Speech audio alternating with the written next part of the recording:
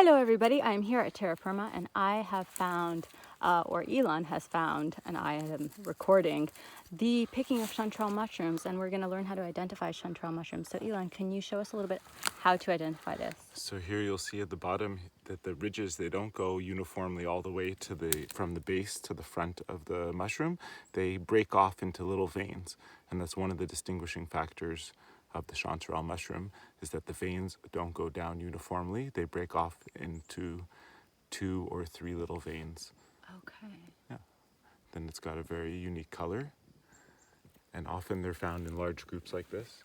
So once you find one and you've positively identified it, all the ones that are similar are going to be chanterelles. That's really beautiful. That's so cool. And we never eat mushrooms raw in the wild, so we're going to fry them up with like butter, garlic, salt, if you want, something like that. Yeah, and that's how it goes.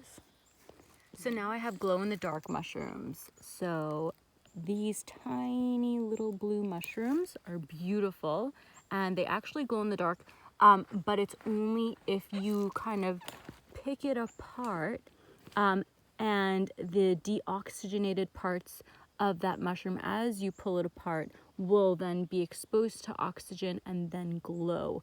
But the part already exposed to oxygen, that is blue over here, does not glow.